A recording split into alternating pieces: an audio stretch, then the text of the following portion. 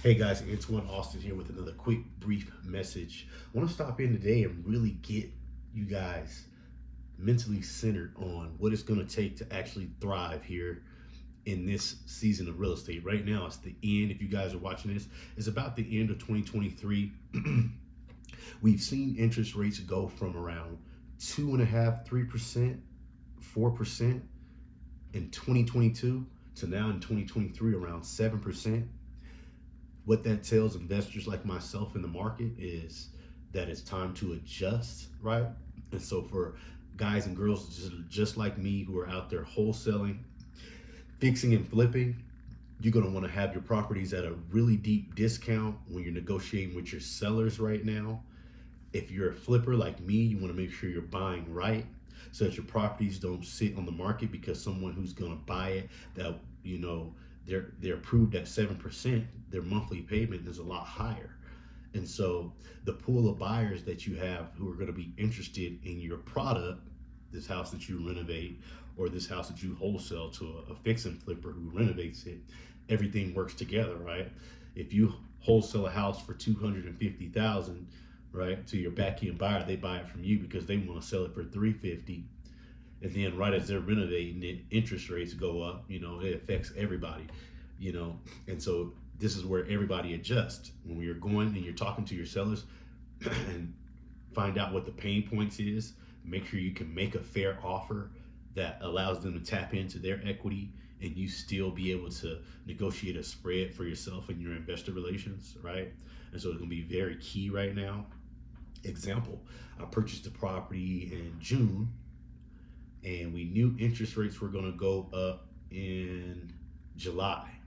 But I was planning to be out of this property July 14th, and it went a little over, maybe to like July, you know, 30th, right? By the 26th, the Fed had already raised interest points 525 basis points, which will make, now someone getting pre-approved for a loan to buy a property, their interest rates are around 6 and 7%, giving them a higher mortgage payment and a higher insurance, right? And so just a higher. So you got these individuals who want to do concessions and they want to buy down the interest rate. And so for investors, you have to navigate this time. We've all kind of been spoiled in the last at least 3-4 years. I was putting houses on the market and they would go under contract in one day, like pending in one day, because there was a lot of demand that was pent up that was released to the market when interest rates were at 2 and 3%. High prices, and people were just buying, they were bidding over because heck, you can buy these things at 2 and 3%, right? And so that's, you don't really got to hustle that hard, when the tide changes. Now you find out who the real hustlers are, and you got to go out there, make sure you negotiate with your sellers as a professional, getting a good deal for your back end buyers when you're wholesaling, getting a good deal from your wholesalers when you're flipping, right? And making sure that whoever the end buyer is, we're talking about the person that's going to live in this property after it's all fixed up and pretty, is their dream home now, that it all works for them. So they don't foreclose on it and it's back on the market again, right? And so it's a symbiotic relationship that we all have together that we need to work together to actually ensure successful real estate transactions moving into 2024, right? And so what I'm doing right now is, and I appreciate all you guys have been grabbing that ebook. I'm teaching people how to go out and find deeply discounted properties, right? How to source deeply discounted houses that are typically off market. You're not buying these houses on market. And I have a lot of contemporaries and peers who do that. I teach people how to go and source properties off market because when you do that, it's really a deal for everybody involved.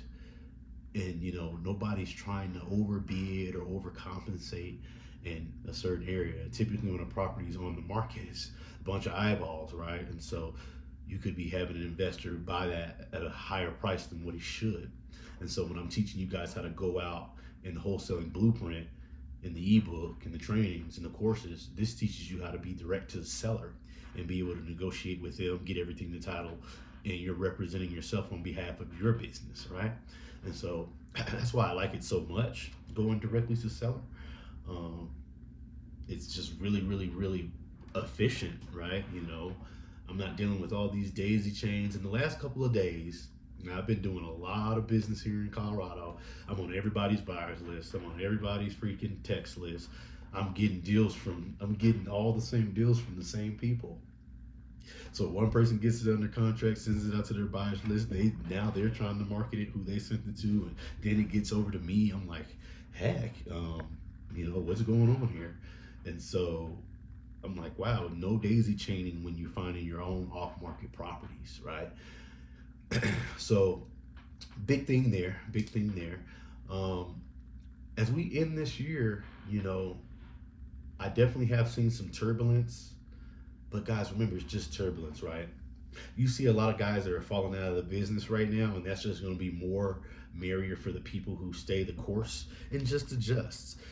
If gas was once 99 cents and now it's $5, you still got to pay the $5, right? And so nothing changes. We all have to adjust.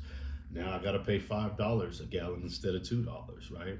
Same thing with the property. Now I got to pay, 200,000 instead of 300,000. And so, it's all about adjustment and being able to navigate some of the harshness that comes up, man. If it was easy, everybody still wouldn't do it. And I suggest that staying really lean around this time in your business. I teach people, obviously, when you're getting started, you have a minimal overhead. You got your dialer, you got where you're getting your data from, you got your skip tracers, and maybe a few people you want to call your data, some cold callers. You maybe got some mail going out. And so you don't have this huge budget. I teach people, if you guys want to be around for many, many years, like Coca-Cola, 50-year companies around here, this is the time where you gotta, watch your margins and watch everything that's going on. Watch your payroll, watch what money you have going out, watch what money you have going in. So just a synopsis, guys. Take everything I say with a grain of salt. I've been wholesaling and flipping now for many, many years. And so I've been able to see when the market's good, when it's bad, when it's good, when it's bad, as opposed to coming in and just giving you guys the good side, right? And so it's not for the weak. That's why I'm giving you guys these gems, so you can not make the mistakes that I made, man. And I tell you, it's good to get those mistakes out the way early while you're still youthful, but because it can take a toll on your mental. Anyhow, don't forget to like and subscribe. I'll see you guys on the next one. Let me know what you guys want to see in the next couple of videos, and we'll make sure you get that to you. We'll see you soon.